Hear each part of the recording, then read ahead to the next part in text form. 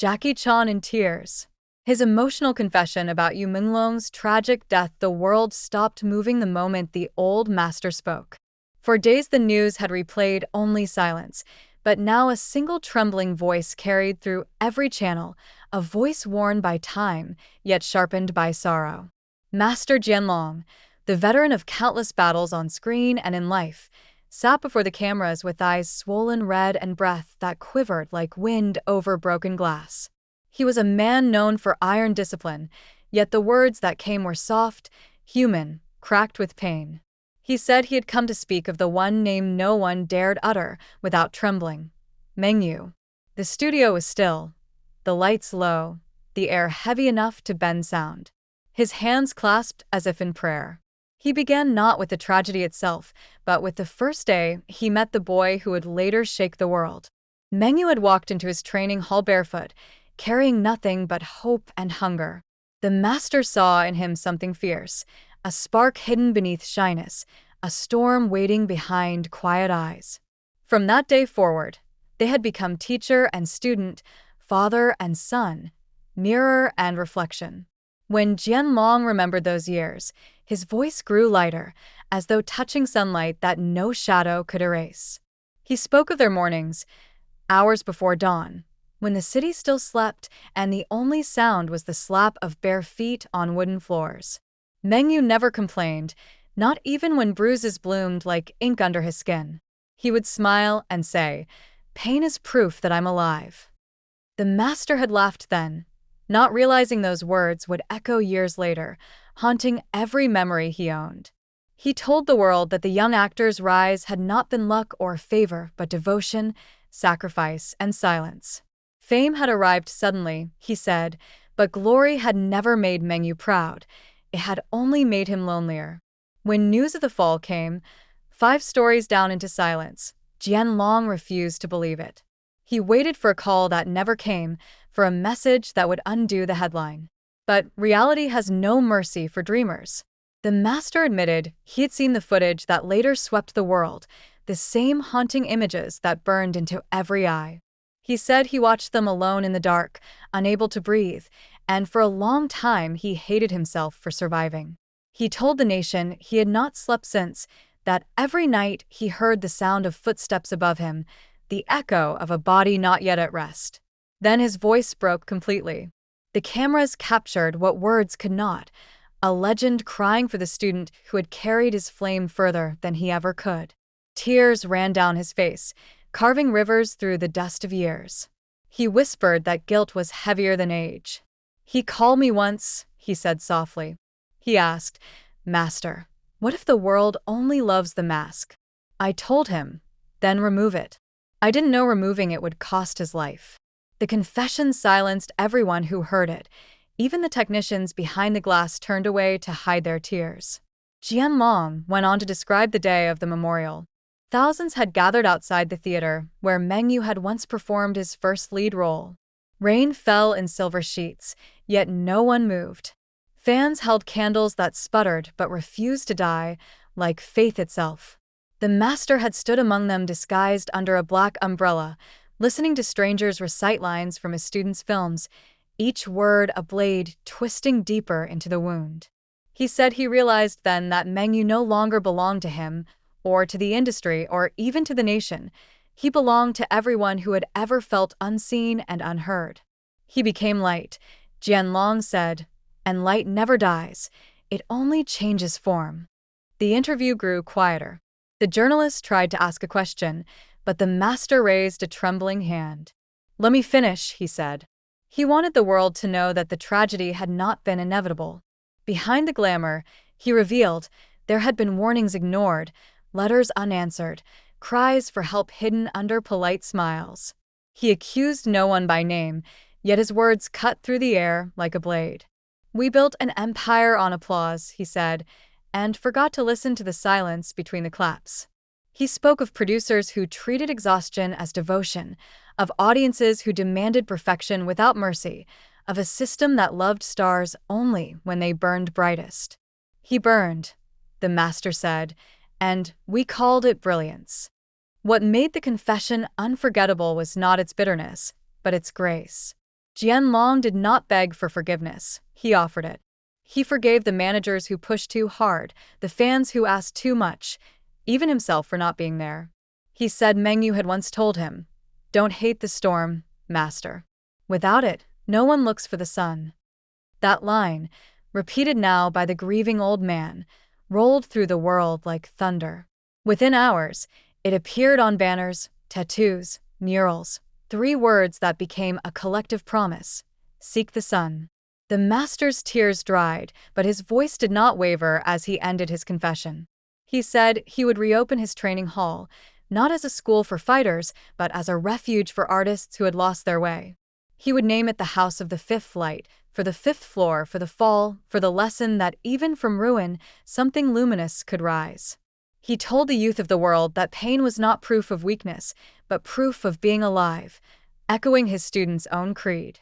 The audience watching at home felt something shift inside them. A nation's grief had found purpose. By the time the cameras cut off, dawn was climbing over the horizon. In that new light, the city looked softer, less cruel.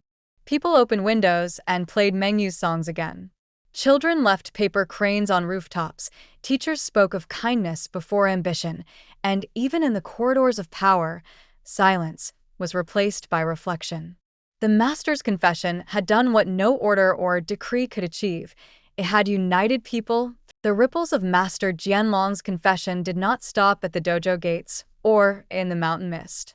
They spread across the world like a quiet tide, reaching theaters, studios, and training halls far beyond the city lights. At first, the industry resisted. Executives measured profit and ratings, ignoring the quiet whispers of conscience. Yet even they could not resist the echo of a master's sorrow, the image of a boy whose life had burned too brightly, too quickly. Slowly, the rules began to bend. Contracts that demanded 18-hour days were rewritten. Rehearsals allowed rest, and artists were encouraged to speak, to grieve, to feel. The world had learned that the soul could not be trained like muscle, and that brilliance demanded more than discipline. It demanded care. Actors who had once hidden behind flawless smiles began showing imperfections, allowing audiences to see fatigue and struggle as part of art. Directors encouraged vulnerability, not just spectacle. Scripts were rewritten to reflect truth instead of vanity. Musicians played slower, letting silence breathe between notes. Dancers paused mid-leap to look for meaning in the space they had once ignored. It was as if Mengyu himself had reached beyond the grave, reminding them that every heartbeat mattered, that every breath was worth honor. In Jianlong's dojo, letters arrived from distant lands. Young performers sent photographs of themselves training in his methods, writing that his words had changed not only their art but their lives. "I no longer perform for applause," one letter read. "I perform to understand myself, to honor those who gave everything before me." These letters were pinned along the walls of the dojo, creating a tapestry of devotion and gratitude. Every day, the master read one aloud, letting its rhythm echo through the hall, reminding the living that Mengyu's legacy was not a story of despair but of awakening. Even critics, those who once measured success in awards and box office numbers, began to change their tone. They wrote essays on vulnerability and courage, analyzing films not by the polish of their frames, but by the honesty of their performances. Articles appeared with headlines like "The Courage to Feel," "How a Fallen Star Teaches Us Life," and "Silence as Art, Learning from the Fifth Light."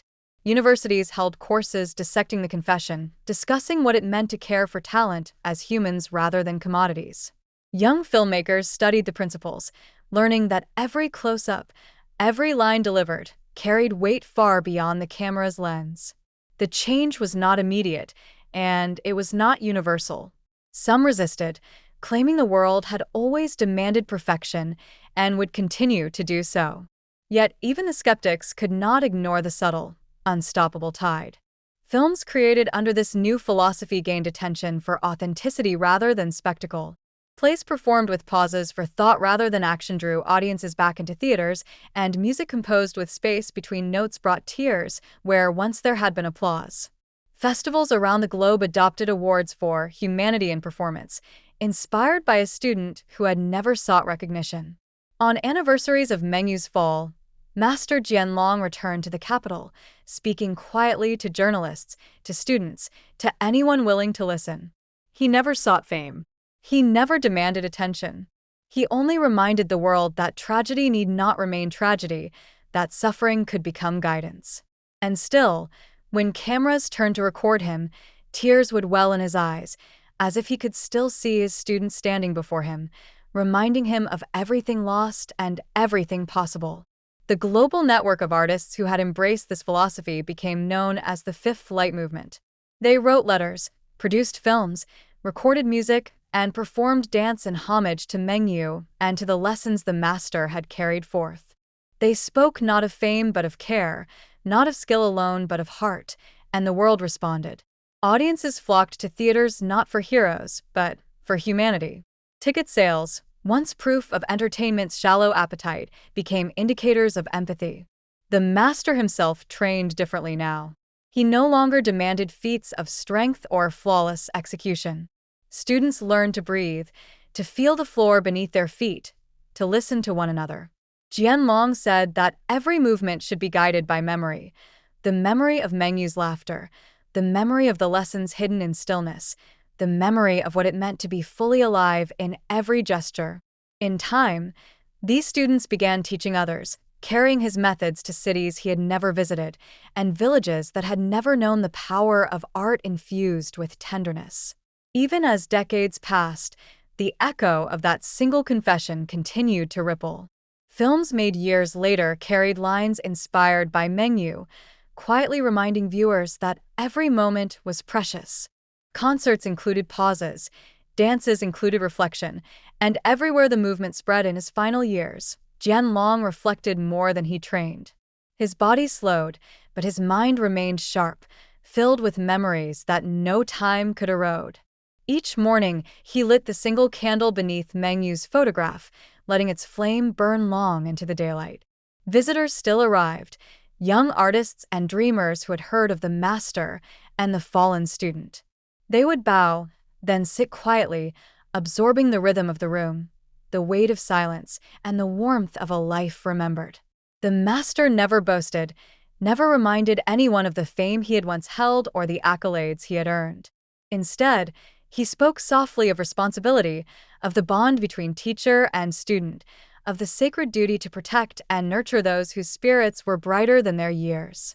He reminded them that success was not measured by applause but by the courage to remain human, to honor every breath, and to carry the lessons of those who had been lost. The Fifth Light movement flourished long after his voice had grown frail. Films, music, and theater embraced its principles.